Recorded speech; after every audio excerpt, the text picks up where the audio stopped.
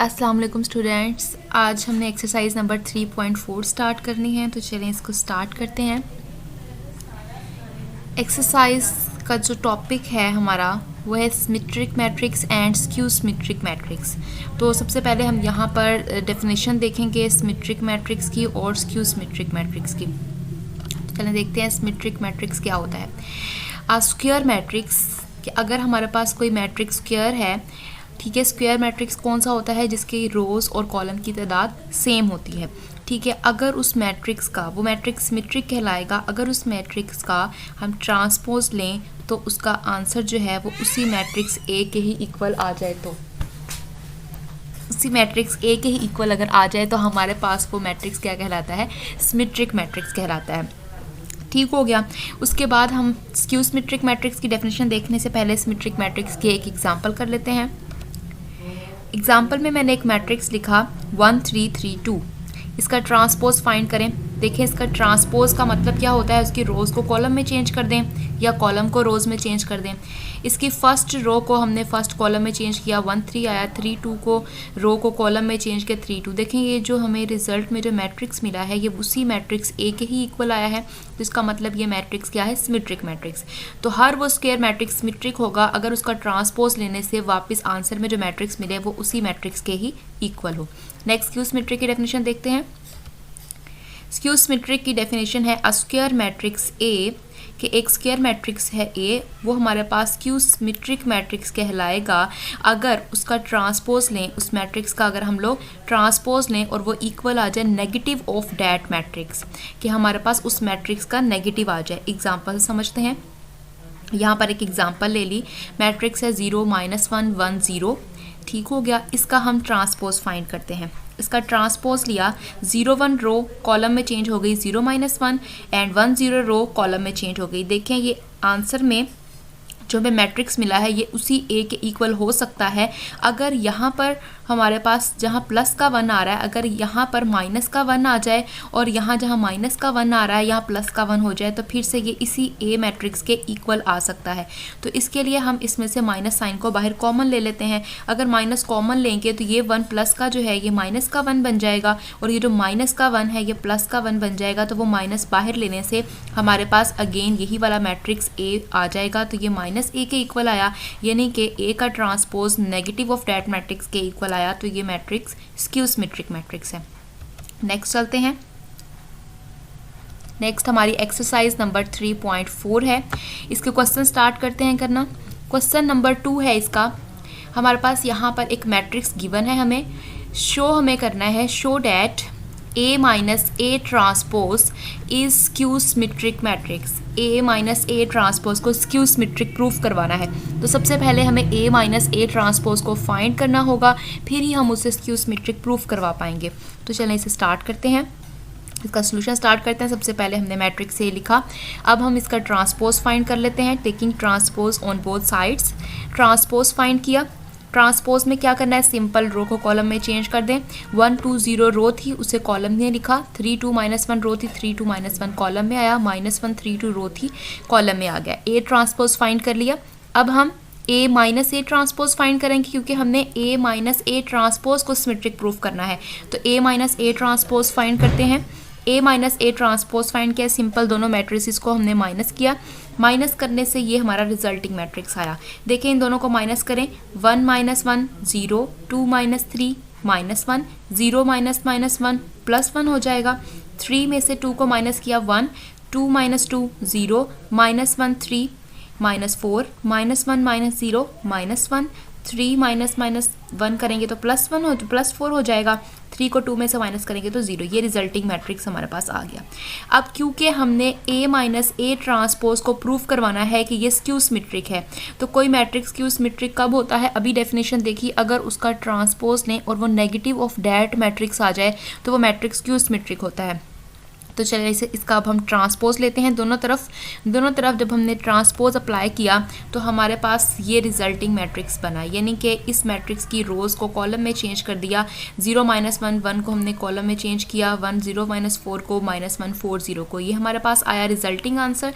अब हमें देखना है क्या ये नेगेटिव ऑफ डैट मैट्रिक्स आता है कि नहीं। देखें ये जो मैट्रिक्स हमें आंसर में मिला है ये जो हमारे पास हमें इसको प्रूफ करवाना है A माइनस ए ट्रांसपोज को कि ये सिमेट्रिक है। ये सिमेट्रिक तब हो सकता है अगर A माइनस ए ट्रांसपोज का ट्रांसपोज जो है वो इक्वल आ जाए negative of A minus A transpose के। तो अगर हम इस मैट्रिक्स में से नेगेटिव साइन को कॉमन ले लें तो देखें ये आंसर में आएगा, नेगेटिव बाहर कॉमन जाएगा, ये प्लस का 1 है तो ये -1 बन जाएगा, ये -1 है तो ये +1 बन जाएगा, ये -1 है तो ये +1 बन गया, 0 के साथ तो कोई साइन नहीं होता, 4 -4 बन गया, 1 जो है -1 बन गया, -4 +4 बन गया, 0 एज इट इज़। तो -1 कॉमन लेने से ये जो हमारे पास मैट्रिक्स आया है, ये जो हमारे पास मैट्रिक्स बना है, ये देखें ये जो पूरा मैट्रिक्स है ये हमारे पास आंसर है A माइनस ए ट्रांसपोज का, ये इसके इक्वल आ जाएगा। तो यहाँ हमारे पास आ जाएगा minus of A minus A transpose के। तो यहाँ पर देखें A माइनस ट्रांसपोज का ट्रांसपोज जो था वो इक्वल आ गया A माइनस ट्रांसपोज के नेगेटिव के। तो यहाँ पर ये मैट्रिक्स क्या हो गया, प्रूफ हमारे पास स्क्यू सिमेट्रिक मैट्रिक्स हमारे पास प्रूफ हो गया। यही हमें यहाँ पर प्रूफ करना था कि ये मैट्रिक्स क्या है, स्क्यू सिमेट्रिक। चलो इसके नेक्स्ट क्वेश्चन की तरफ चलते हैं। नेक्स्ट इसका क्वेश्चन नंबर 5 है, show that A transpose and A transpose A are symmetric for any matrix of order 2 cross 3। कि अगर कोई भी मैट्रिक्स हमारे पास हो ऑर्डर 2 क्रॉस 3 का, यानी उसके अंदर 2 रोज हों और 3 कॉलम्स हों, तो उसका जो हमारे पास अगर हम उस का ट्रांसपोज लेकर A से लेफ़्ट से मल्टीप्लाई करें या A का ट्रांसपोज लेकर उसे राइट से उस A से मल्टीप्लाई करें, तो आंसर में जो मैट्रिक्स मिलेगा वो हमारे पास क्या होना चाहिए, सिमेट्रिक मैट्रिक्स होना चाहिए। तो चलें स्टार्ट करते हैं। सोल्यूशन इसका हम लेट कर लेते हैं कि ये जो हमारे पास A ट्रांसपोज है इसको हम Z के इक्वल लेट कर लेते हैं। इसको हमने Z के इक्वल लेट कर लिया। तो अगर हमने इसको Z के इक्वल लेट किया है तो इसका मतलब हमें ये शो करना है कि ये जो Z है ये सिमेट्रिक होगा, क्योंकि हमें A ट्रांसपोज को प्रूफ करवाना है क्या है, ये सिमेट्रिक है। सिमेट्रिक मैट्रिक्स की डेफिनेशन थी अगर उस मैट्रिक्स का ट्रांसपोज लें और वापस से वही मैट्रिक्स आंसर में मिले तो वो मैट्रिक्स सिमेट्रिक होता है। तो इसका मतलब हमने इसे Z का नाम दे दिया है, तो Z का ट्रांसपोज लें और आंसर में अगर Z ही वापस मिला तो ये A ट्रांसपोज क्या हो जाएगा, सिमेट्रिक। तो चले इसका दोनों तरफ हम ट्रांसपोज लेते हैं। हमें शो ये करवाना है कि Z क्या है, सिमेट्रिक मैट्रिक्स है। ट्रांसपोज लिया हमने दोनों तरफ। अब देखें, अब यहाँ पर है A ट्रांसपोज का बाहर ट्रांसपोज। आपको ट्रांसपोज की प्रॉपर्टी का पता होना चाहिए कि हमारे पास जो ट्रांसपोज होता है, अगर हमारे पास दो अगर मैट्रिसेस हैं, अगर उनका होल कंबाइन में ट्रांसपोज आ रहा हो, जैसे फॉर एग्जांपल ये A ट्रांसपोज है, तो जब बाहर हम ट्रांसपोज अप्लाई करेंगे तो पहले सेकंड वाले का ट्रांसपोज आएगा फिर फर्स्ट वाले का ट्रांसपोज आएगा। यानी कि ये जो सेकंड वाला था A ट्रांसपोज, पहले इसका ट्रांसपोज आएगा फिर जो फर्स्ट वाला था उसका ट्रांसपोज आएगा। ट्रांसपोज हमेशा ऐसे ही अप्लाई होता है। हमें पता है किसी मैट्रिक्स का 2 दफ़ा अगर ट्रांसपोज हो तो वो वापस उसी मैट्रिक्स के ही इक्वल आ जाता है। तो A का ट्रांसपोज 2 दफ़ा लेंगे तो वो A के ही इक्वल आ जाएगा। तो देखें Z का ट्रांसपोज जो है वो Z के ही इक्वल आ गया, यानी कि Z का ट्रांसपोज A ट्रांसपोज के ही इक्वल आ गया और A ट्रांसपोज किसके इक्वल था, Z के। तो इसका मतलब ये जो Z जिसको हमने लेट किया था A ट्रांसपोज के इक्वल, ये क्या प्रूफ हो गया, सिमेट्रिक मैट्रिक्स प्रूफ हो गया। नेक्स्ट इसका पार्ट करते हैं। नेक्स्ट इसका है A ट्रांसपोज A को प्रूफ करवाना है। अब है A ट्रांसपोज A, इसको हम लेट कर लेते हैं F, इसको F का नाम दे दिया। अब हम इस F को प्रूफ करवाएंगे, ये सिमेट्रिक है।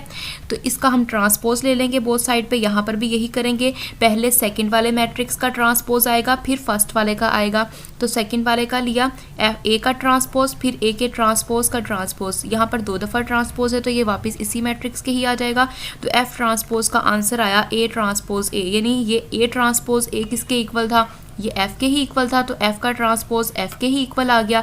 इसका मतलब प्रूफ हो गया कि F जो है वो हमारे पास क्या है, एक सिमेट्रिक मैट्रिक्स है। नेक्स्ट क्वेश्चन करते हैं। नेक्स्ट है आपके पास Hermitian and skew Hermitian matrix. इसकी डेफिनेशन देखते हैं ये क्या होता है। हर्मिशियन मैट्रिक्स की हमारे पास डेफिनेशन है यहाँ पे, एक ऐसा स्क्वायर मैट्रिक्स हमारे पास, एक ऐसा स्क्वायर मैट्रिक्स जिसकी एंट्रीज कॉम्प्लेक्स हों, यानी कि उसके अंदर आयोटा भी शामिल हो, और वो मैट्रिक्स जो है कॉम्प्लेक्स एंट्रीज के साथ हर्मिशियन कहलाएगा अगर हम उसके कॉन्जुगेट लें। पहले उसका क्या फाइंड करें, कॉन्जुगेट फाइंड करने के बाद हम उसका फाइंड करें ट्रांसपोज, और आंसर में हमें वही वाला मैट्रिक्स वापस मिल जाए तो वो मैट्रिक्स कहलाता है हर्मिशियन मैट्रिक्स। इसी तरह स्क्यू हर्मिशियन की डेफिनेशन देखते हैं। स्क्यू हर्मिशियन की डेफिनेशन है, अगर कोई स्क्वायर मैट्रिक्स है उसके अंदर भी कॉम्प्लेक्स एंट्रीज पड़ी हुई हैं, यानी कि आयोटा की फॉर्म में, तो स्क्यू हर्मिशन की डेफिनेशन देखते हैं। यहाँ पर अगर हमारे पास कॉम्प्लेक्स एंट्रीज हैं किसी हमारे पास मैट्रिक्स के अंदर, तो उस मैट्रिक्स को हम कब बोलेंगे कि वो स्क्यू हर्मिशन होगा, अगर हमारे पास उसका हम कॉन्जुगेट का ट्रांसपोज लें और वो इक्वल आ जाए नेगेटिव ऑफ डैट मैट्रिक्स, यानी कि नेगेटिव के साइन के साथ अगर वो मैट्रिक्स में वापस मिलता है तो वो मैट्रिक्स कहलाता है स्क्यू हर्मिशन मैट्रिक्स, हमारे पास वो कहलाता है। ठीक हो गया। नेक्स्ट इसके क्वेश्चंस पे चलते हैं।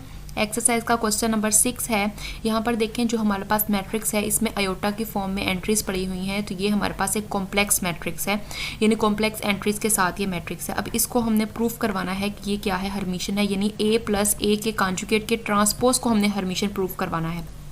हमें a प्लस ए के कॉन्जुगेट के ट्रांसपोज को हर्मिशन प्रूफ करवाना है, तो हमें क्या करना पड़ेगा, पहले इसको फाइंड करना पड़ेगा, फिर इसका कॉन्जुगेट लेंगे और ट्रांसपोज लेंगे। तो अगर फिर वापस से यही वाला मैट्रिक्स मिल गया तो ये हर्मिशन हो जाएगा। तो चलिए इसका सोल्यूशन स्टार्ट करते हैं। सबसे पहले हम a मैट्रिक्स हमने लिख लिया, फिर हम इसका कॉन्जुगेट फाइंड करते हैं। कॉन्जुगेट कैसे फाइंड करेंगे, हर एंट्री का कॉन्जुगेट आएगा, अयोटा का कॉन्जुगेट, जहाँ जहाँ अयोटा होगा उसके साथ साथ साइन चेंज हो जाएगा। यहाँ पर अयोटा है, इसके साथ माइनस लग गया, 1 प्लस अयोटा है तो इसका कॉन्जुगेट क्या आ जाएगा, 1 माइनस अयोटा।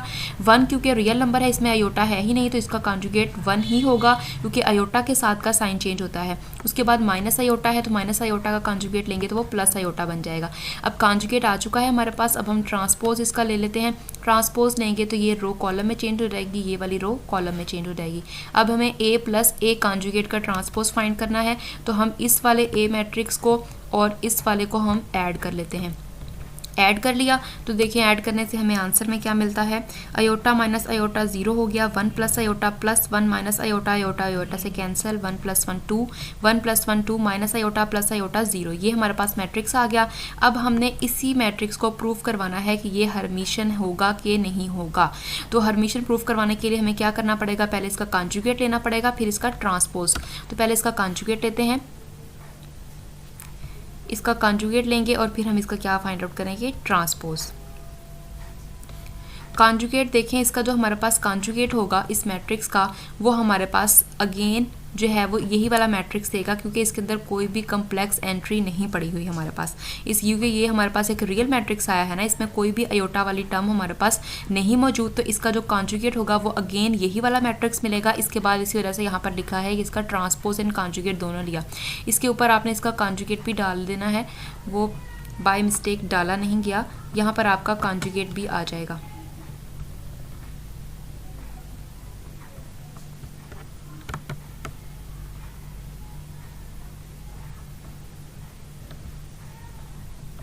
इसके ऊपर आप पहले इसका कॉन्जुगेट फाइंड करेंगे, कॉन्जुगेट फाइंड करने के बाद ही आप इसका ट्रांसपोज लेंगे। ट्रांसपोज लेने के बाद आपके पास यही आंसर आया, तो देखें ये उसी मैट्रिक्स के ही इक्वल आ गया।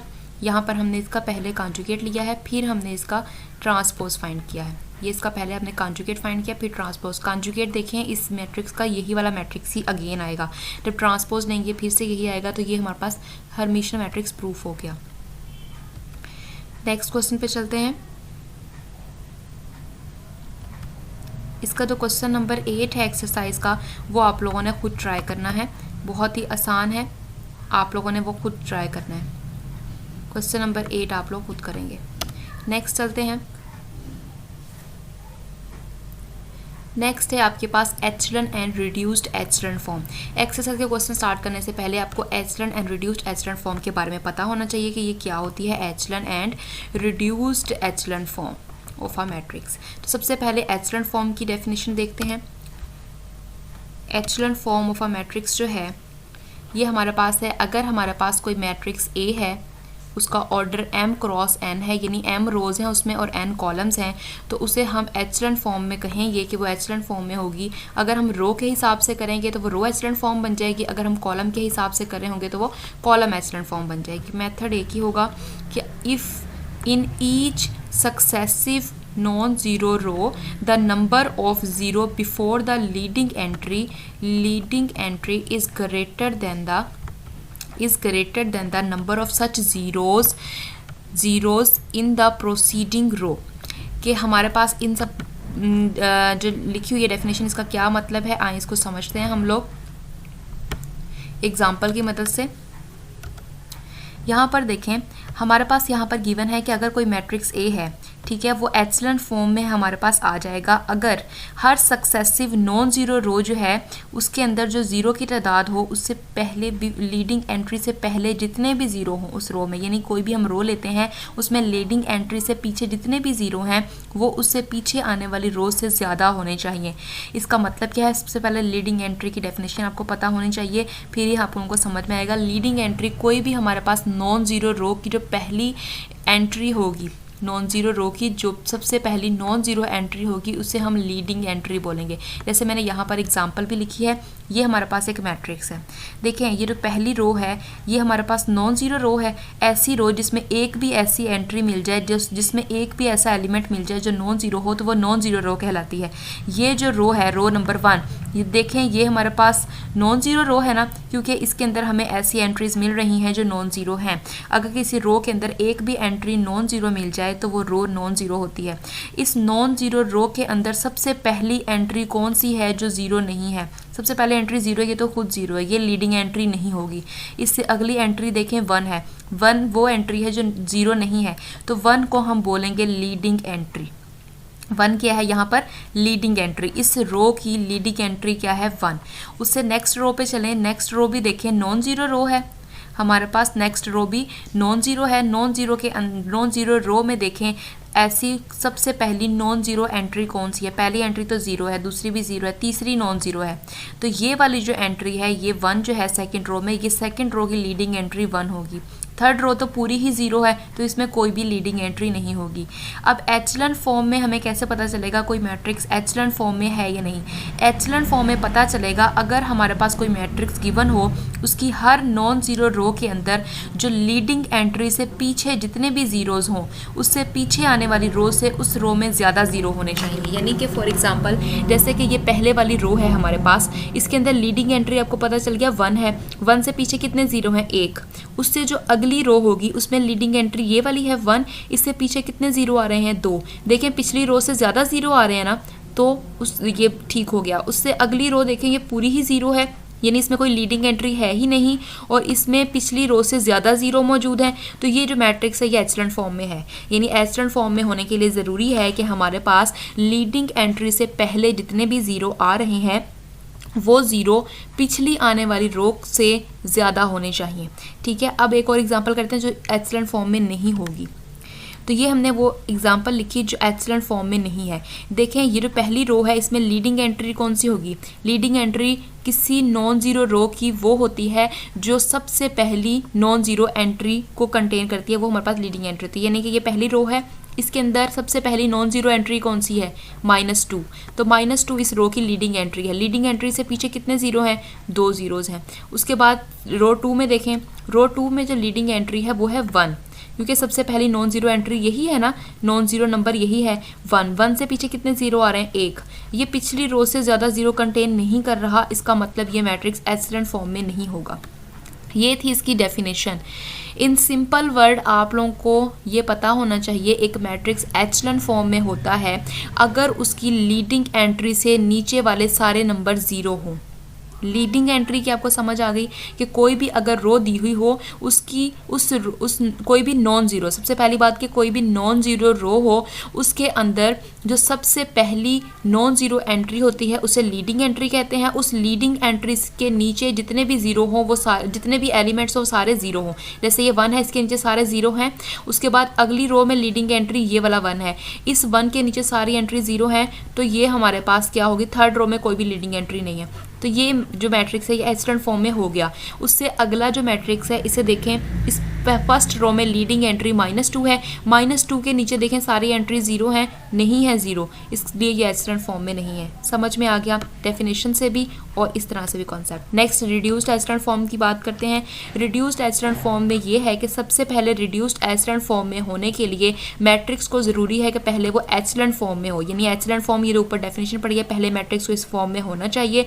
उसके बाद जो हमारे पास एचलन फॉर्म में वो मैट्रिक्स होगा वो उसके अंदर जो हमारे पास रो होगी, यानी कि फॉर एग्जांपल RJ कोई रो है वो जो लाई करती है CJ के अंदर, जहाँ पर भी उसकी बाकी सारी एंट्रीज जो हैं यानी कि लीडिंग एंट्री के अलावा ऊपर और नीचे सारी एंट्रीज।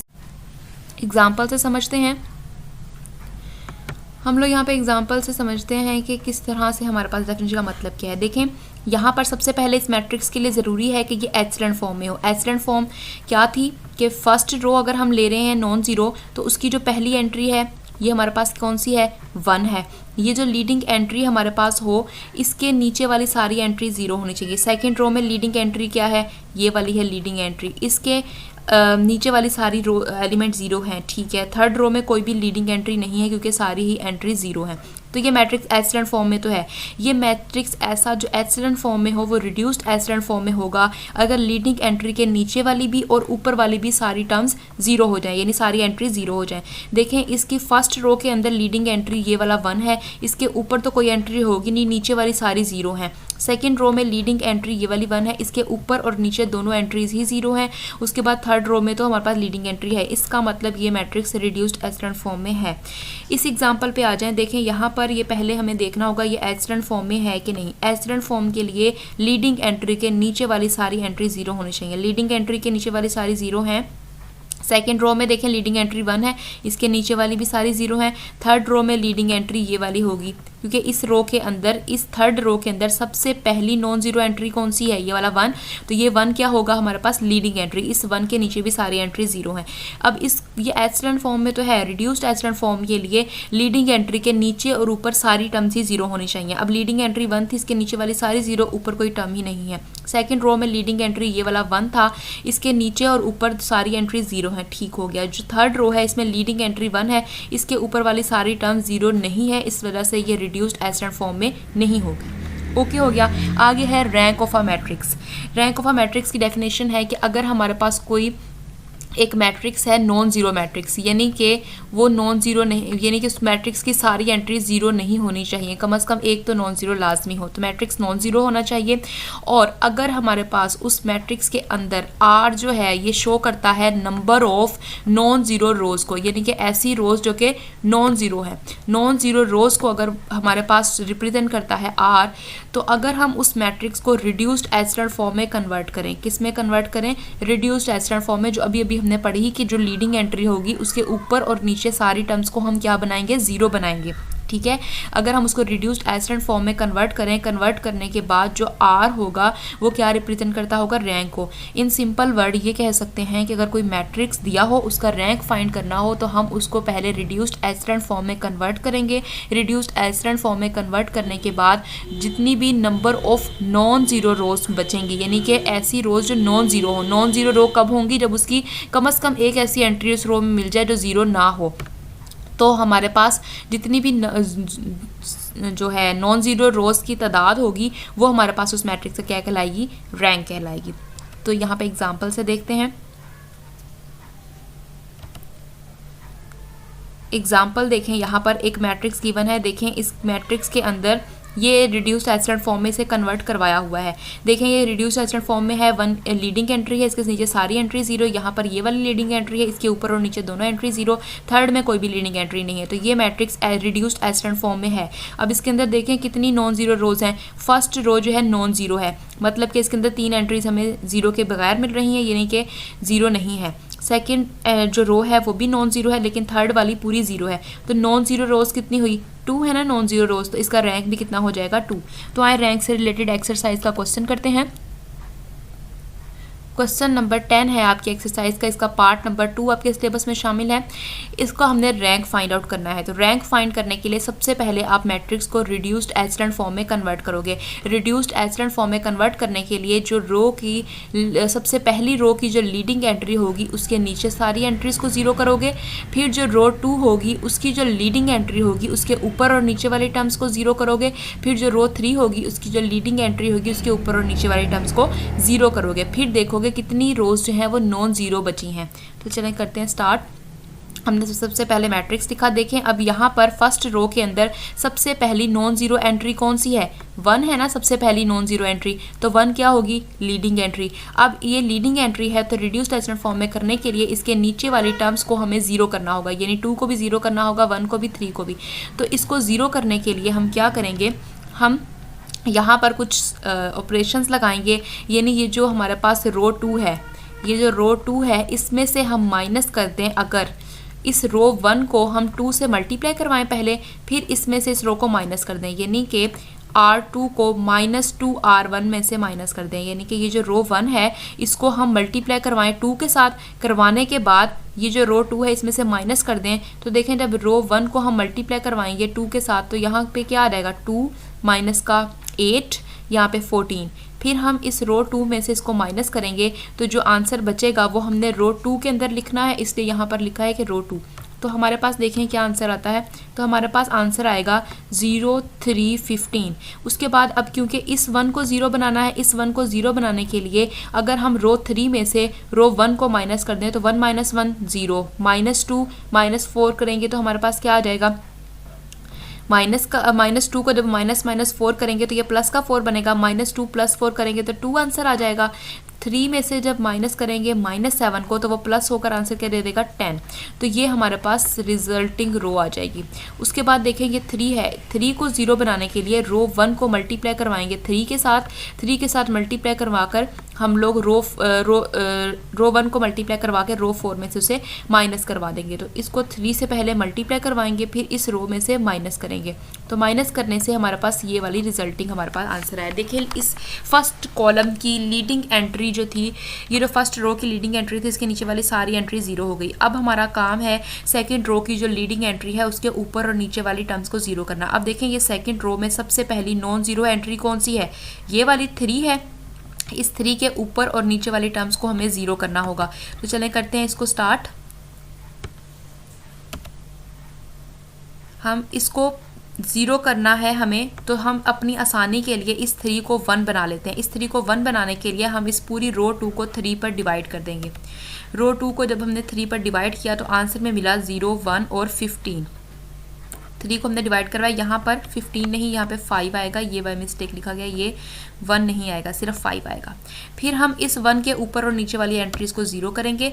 इनको 0 करने के लिए हम यहाँ पर क्या करेंगे, यहाँ पर देखें 1 है, ऊपर वाली एंट्री को 0 करना है तो यहाँ पर है माइनस का 4। तो हम इस रो 2 को प्लस के 4 से मल्टीप्लाई करवाएंगे और फिर इस रो के अंदर ऐड कर देंगे। ऐड करने से क्या होगा, ये वाला 4 0 हो जाएगा और बाकी एंट्रीज देखें क्या आती हैं। तो ये हमारे पास आंसर आ जाएगा 1 0 और 13। उसके बाद हम क्या करेंगे, इस 1 के नीचे वाली 2 को 0 करना है। 2 को 0 करने के लिए रो 2 को मल्टीप्लाई करवाएंगे 2 के साथ और माइनस करवा देंगे इस रो में से। देखें यहाँ पर लिखा भी हुआ है, साथ साथ सारे ऑपरेशंस मेंशन किए हुए हैं कि क्या किया है। ठीक हो गया। इसी तरह से नीचे 5 को 0 करने के लिए हम लोग क्या करेंगे, इस रो 2 को 5 से मल्टीप्लाई करवाएंगे और इस रो 4 में से माइनस कर देंगे। यहाँ पर सारे ऑपरेशन साथ साथ मेंशन किए हुए हैं, यहाँ से आप देख सकते हैं। तो यहाँ पर देखें हमारे पास ये रिजल्टिंग मैट्रिक्स आया। अब देखें और थर्ड रो के अंदर, अब ये जो मैट्रिक्स आया इसकी जो थर्ड रो है इसमें कोई भी लीडिंग एंट्री नहीं है, तो हमें ऊपर नीचे कोई 0 नहीं बनाने। फोर्थ रो में भी कोई लीडिंग एंट्री नहीं है। तो जो हमारे पास रिजल्टिंग मैट्रिक्स बना है ये रिड्यूस्ड एचलन फॉर्म में कन्वर्ट हो चुका है, क्योंकि फर्स्ट रो की लीडिंग एंट्री ये वाला 1 है, इसके नीचे सारे 0 बन चुके हैं। सेकेंड रो में लीडिंग एंट्री ये वाला 1 है, इसके ऊपर और नीचे सारी एंट्री 0 हो चुकी हैं। इसके अलावा और कोई भी लीडिंग एंट्री थर्ड या फोर्थ रो में मौजूद नहीं है। तो ये रिड्यूस्ड एचलन फॉर्म में कन्वर्ट हो चुका है। तो देखें ये रिड्यूस्ड एचलन फॉर्म में नॉन जीरो रोज की तादाद कितनी है, 2 रोज है हमारे पास नॉन जीरो रोज कितनी है, 2। बाकी नीचे वाली दोनों तो जीरोज रो हैं। तो पहली 2 नॉन जीरो रो हैं, तो इसका रैंक कितना आ जाएगा हमारे पास, 2 आ जाएगा। इसी तरह से सिमिलरली इसका पार्ट नंबर 3 है जो आप लोगों ने खुद सॉल्व करना है। ठीक हो गया स्टूडेंट्स। नेक्स्ट वीडियो में हम लोग अपनी नेक्स्ट एक्सरसाइज करेंगे। ओके, अल्लाह हाफिज़।